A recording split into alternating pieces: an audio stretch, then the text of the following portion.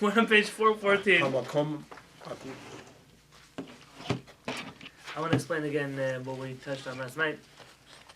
And that is this war, or seeming war, between the body and the soul is not a war of enemies, but a war of two, I wouldn't use the term beings either because they're not independent beings, but two forces inside of a person which are necessary. You cannot be a soul without a body, just like you cannot be a body without a soul.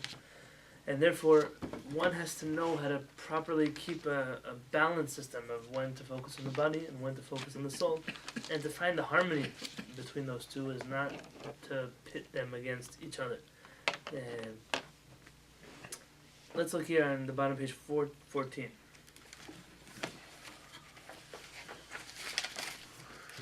We almost finished with the book.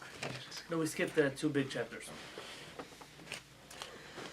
Vikar המאבק, the basis of this struggle, הוא שירגיש האדם בשלמותו הרוחנית, is for a person to recognize his soul's perfection.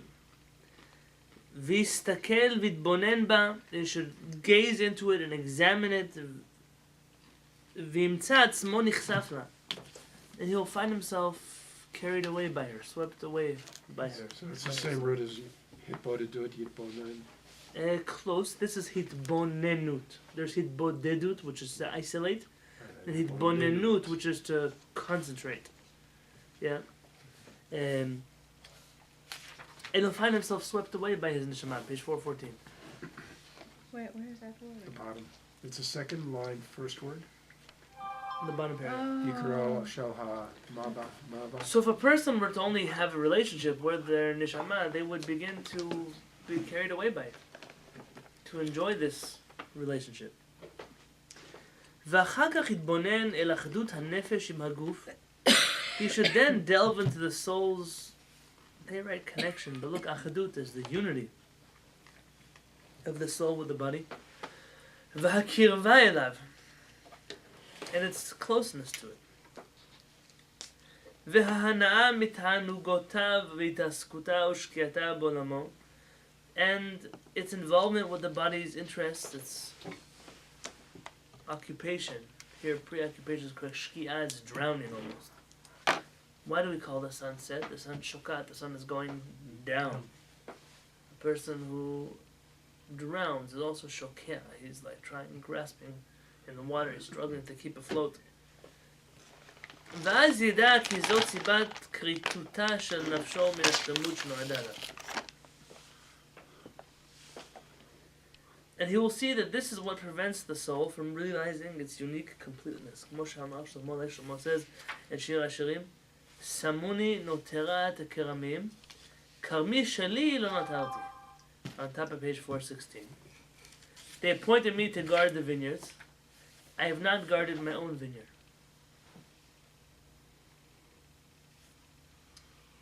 Kishne ksharim halalu. There's two connections the soul has. הקשר בינה ובין העולם שממנו נכתבה, its connection between itself and the world from which it came, והקשר בינה ובין העולם שאליו נקלעה, and the connection between itself and the world in which it currently finds itself.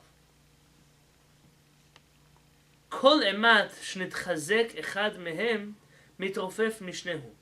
When one connection is focused on, the other connection is weakened. ובמידה שתגדל עוצמת האחד, כן תגדל חולשת משנהו.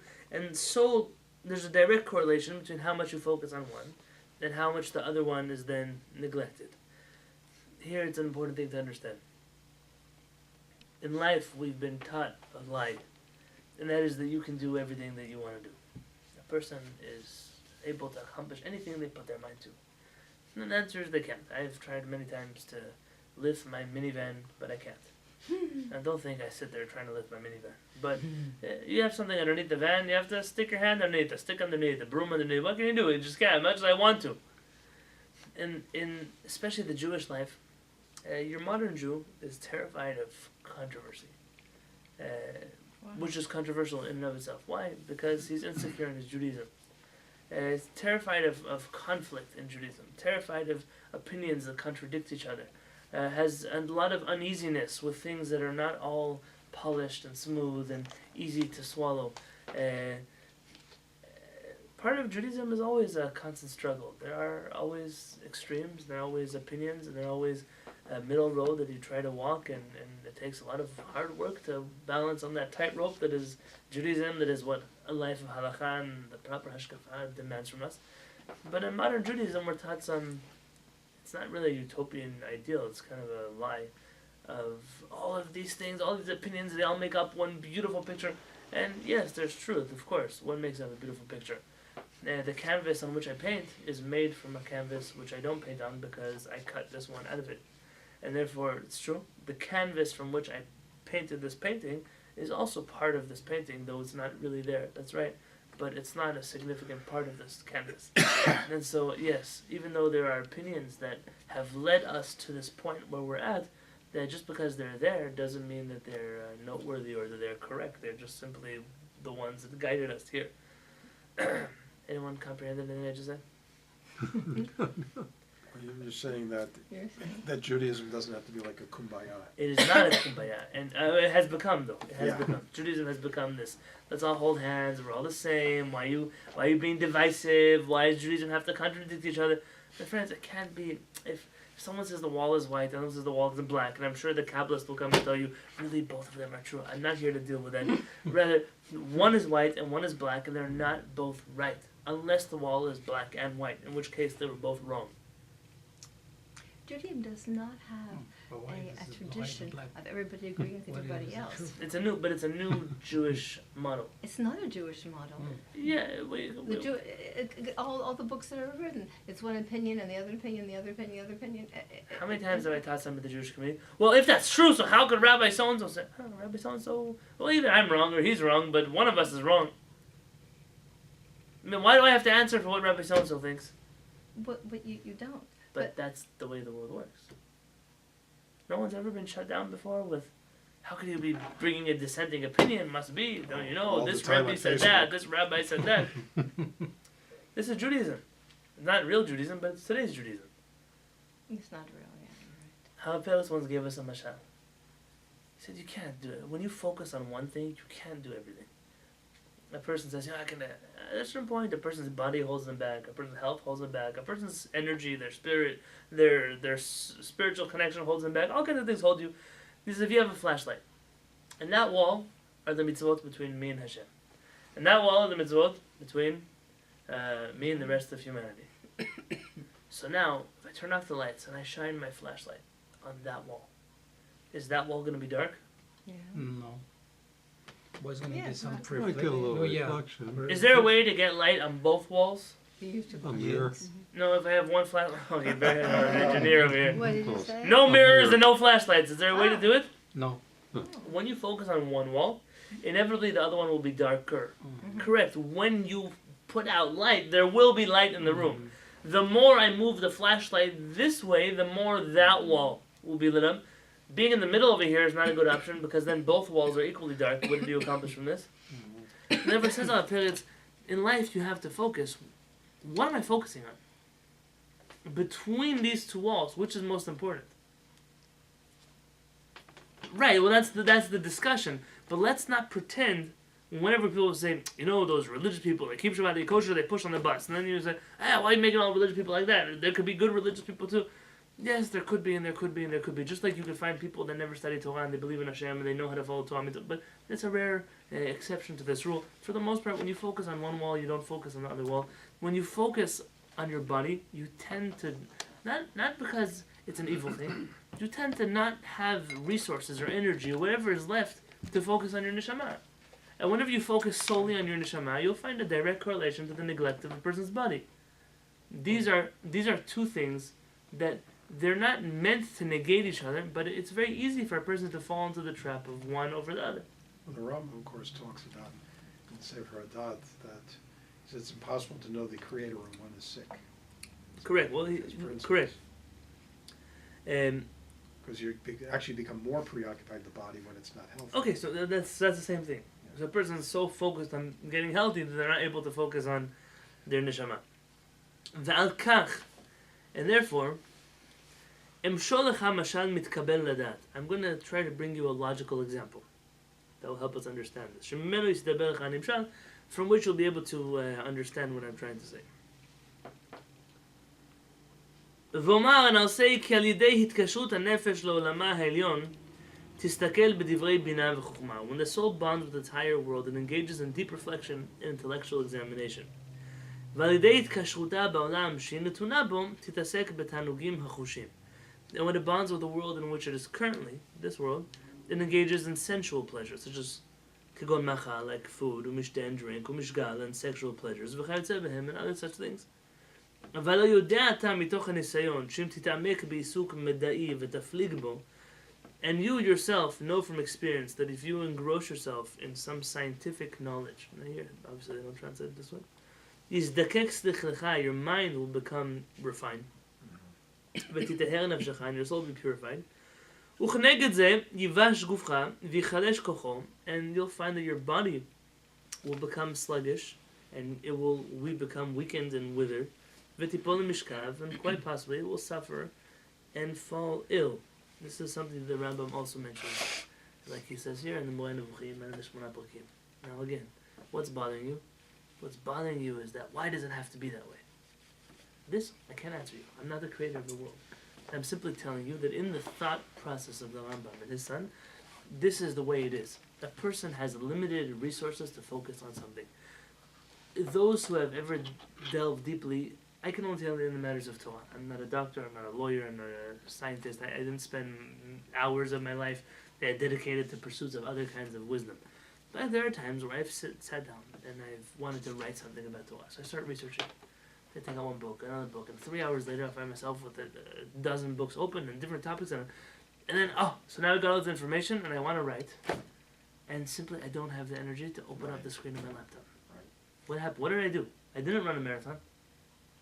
I didn't lift things. I didn't go to the gym. What did I do? There's a mental exhaustion that directly affects your body. Oh, yeah. Yeah. So this is a fact that a person experiences in their life. It's known in Chinese medicine. I worked hard, but you didn't do anything with it. You just sat there. You just sat in your chair. Your brain consumes more blood than you exercise. Maybe you're more, Very good. So then there's even a scientific backing to Yeah. maybe this. you're more tired than me than working construction because you're working in your. And then there's the person the person who's out there breaking bricks, and comes time to you want me to sit down and study Torah. And I'm saying, you don't have to do anything. You just have to sit in your chair and listen. It's like, I don't have energy left in my body to think. It's like, what do you mean? It doesn't take energy to think. You're also not connecting to the exertion that's so physical that it doesn't leave any room for emotion or mental feeling. Mm-hmm. This is the way the neshama and the body interact with each other. Says the Rabbeinu Avraham ben Rambam. This is our reality. This is our life. I mentioned yesterday, we talk so much about the Yetzirah and the Yetzirah and the Yetzirah. Listen, there's the Yetzirah, but not everything is the Yetzirah. Sometimes it's really the way that it's the way we manage our lives, we manage our time, we manage our energy.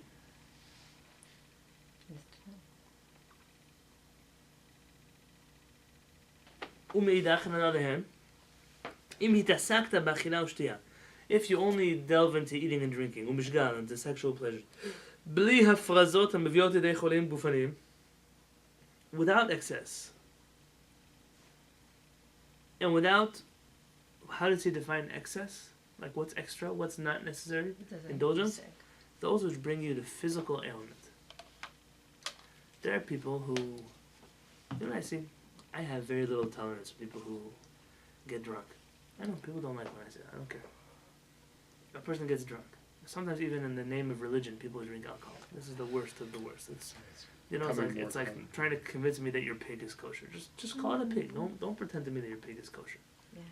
You know, this holiday, Purim is coming up. People are going to get drunk.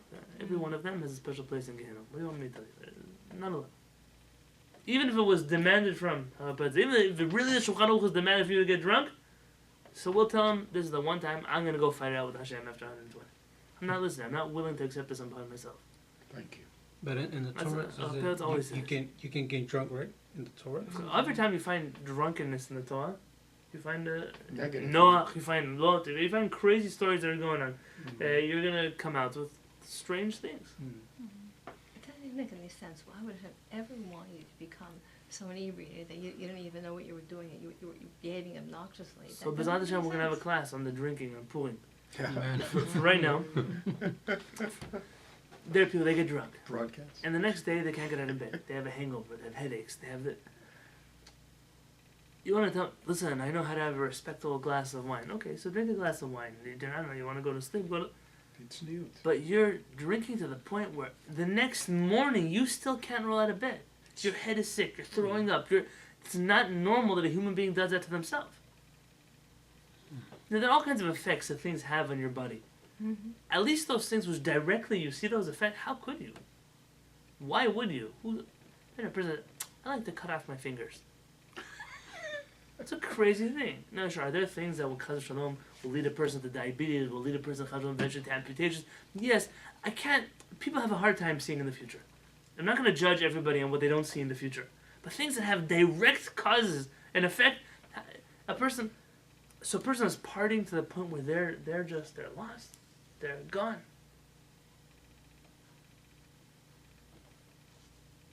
ובילית איתותיך בתענוגות גשמיים וטיולים ושעשועים ושמיעת מיני זמר וכיוצא באלה.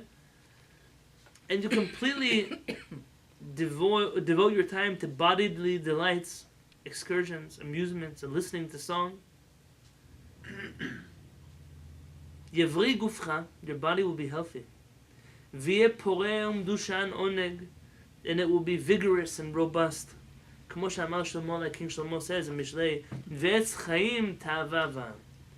And fulfill desire is the tree of life. So he's not talking here about indulging in the world to the point where you destroy your body. Indulging in a way that it's very good, it's very comfortable for your body. אבל מוחך יתמתם. Your mind will become dumb. How we call a stupid person? מטומטם. Yeah? יתמתם. It's the same word. ובינתך תתמעט, and your understanding will decrease. ונפשך השכלית תהא נעקרת. And your logic, how does it say logic? Your intellectual soul. That's what he calls logic. Intellectual soul? Nefesh, that is sichlit, sechel, mind. That's a very special word. I've been saying this for a long time. There used to be a brand of intellectual spirituality. When we think spirituality, we think kumbaya, we think campfires, or singing songs in the middle of the night, we think talking about 10-year-olds. And you think intellect, you think no emotions, you think robots, you think people who just study dry, rationalist thought. There has to be a fusion of those two. It's what the Rambam in his Bet Midrash would call intellectual spirituality. V'zeu shamu chazal, and this is what our sages say, avira metamtemet libo shel adam, that an avira makes a person's heart dull. Shneimar v'nitmetem bam, like it says in the Torah, you will become defiled through them. It's talking about the not kosher food. Have you ever heard anybody say that if you don't drink chalav yishal milk, if you drink chalav yishal milk, you can have timtum halev? You ever heard that term? It's Yeah. to put dullness of the heart. Your heart will stop being open to holiness. You'll lose connection to the spiritual. They're playing on these terms here. Al tikra v'nitmetem ele v'nitamtem. Don't say your heart became defiled. Say rather that it became blocked. It became dull. ולכך נתכוון אחד החכמים שאמר חולי הנפש רפואת הגוף וחולי הגוף רפואת הנפש. And this is also the intent of the sage who said, and by the way, I don't know if he's quoting a Jewish chacham or not, but he is quoting someone who says that the illness of the soul is the healing, is the medicine of the body, and the illness of the body is the medicine of the soul. And God willing, next week we're going to continue this, because this is obviously not over. He's not done. He's building a building here. He's laying down some foundations. If you have questions, don't get carried away by those questions. Wait, we're going to keep going through this piece. But remember that contradiction is allowed, and there can still be harmony inside of contradiction. There can still be, in a place of conflict, there can be beauty, even if there's not unity. And this is something that a person has to think about deeply, because the Torah does not demand from us conformity. It does not demand that everything should just work out magically. But It demands for a person to think through things, and perhaps to leave room for another opinion. But there's harmony still there. Well, it's like an oscillating pendulum. You go this way, it has to swing back the other, because like, if you sit too long, as you noted, studying, you start to get like, but if you take a nice walk, a long walk, and you freshen your mind, you can study again. And if you work very hard, sometimes you need to balance it by some mental work. The balance. You can study Talmud while you're on a, what do they call those? Treadmill? Treadmill, yeah. They have these desks now, you stand up at your computer. Do you have one of those? I have one, but it's bolted to the wall, so you have to like undo everything to move it. I know a lot of people now, because they do a lot of computer work, mental work. So if you want the punchline, by the way, it's on page 420 and 421. Because it's worth not leaving you with this stuff in your mind. He's going to get worse, Rabbi Yonatan is going to tell you how much you have to fight food, and fight drink, and fight pleasure, and be against it, and loathe it. He even uses that word. And then he writes at the end, look on page 421. You should advance and train from the initial stages until the end, until you prefer, crave, and enjoy spiritual growth, while you loathe and scorn sensory pleasures and are uneasy with them. And then, once the state is ingrained, you can do away with an intense engagement in this battle. What? I think I'm in what is trouble. right? What? This is classic Rambam. If you're familiar, the Rambam writes in the Laws of Deod, you're not allowed to involve yourself in extremes unless you suffer from one extreme. Yeah. In which case you have temporary permission to force yourself to the other extreme, only so that you can swing back and find the middle ground. You understand? So if a person finds that I am so drawn at this age of my life, after not having read Rabbeinu Avraham when I was born, that I am so attracted to the world, and to physicality, and to pleasures, and to food, and to drink, and to relations, and to whatever else, then I have to go the exact opposite extreme. For how long? A very short period of time. Until I change, and then stop. Stop being engaged in this. Go back to being normal. You just have to break. Once you break this trend, then you can go back to being a normal human being. Go back to being a healthy human being who has balance. So the ultimate point of all of this is to reach a place of balance. But Rabbeinu Avraham assumes that you understand that that's what he's saying. A person today reading this book would not understand that that's what he's trying to say. They would just get stuck at what he said, to loathe the world and the pleasures of this world. There's a back and forth here. There's a give and take. This is a struggle. The whole chapter is titled Struggle. Once you win the war, why are you still wearing your uniform? Why are you still holding your gun? Relax. Go take a shower. It's over, man. You're done. You won. This is it. You're good. It could go two ways. It could be on the other side of the battle. A person who's in a very spiritual state, who's not in a healthy physical state, might have a different battle. It's just much more rare to find that kind of individual than the other one. Well, it's also more rare that they would be willing to go to a more physical state than the opposite. That's also true. And you have to think very quickly. The people that you think are so engaged in spirituality that they neglect their physicality, they're not those who Rabbeinu Avraham would consider so deeply engaged in their spirituality. It's almost their spirituality is so superficial that they really don't have much of an understanding of it in the first place. It's an insecurity that's making them do what they do, not a secure path in Torah. Also, overindulgence sometimes looks like asceticism. It could. Well, I don't take care of my body, but people are eating all the time, right? Or they go without sleep. I'm so holy that I never sleep. I remember when the news broke out, they busted him. Rabbi Chaim Kanievsky in Bnei Brak, they found out that he goes for a walk every morning at the beach. Yeah, it was like What's wrong with that? no, but it was mind blowing to people. They're like, "How dare he? How could he let us down like that?" And I was thinking, like that's exactly the problem here. You understand? This is you're the one who's faking it, and he's the one who's not. And recently some comments have come out of the Beit Midrash of Chaim Kanievsky that I don't agree with, but it doesn't make a difference. I still respect him as a Chacham and Am Yisrael. And that's exactly it. I mean, he's doing something real. You're busy doing something fake, which is why you're not able to be natural about it. And that's where the war begins and ends, when the person understands that. Imagine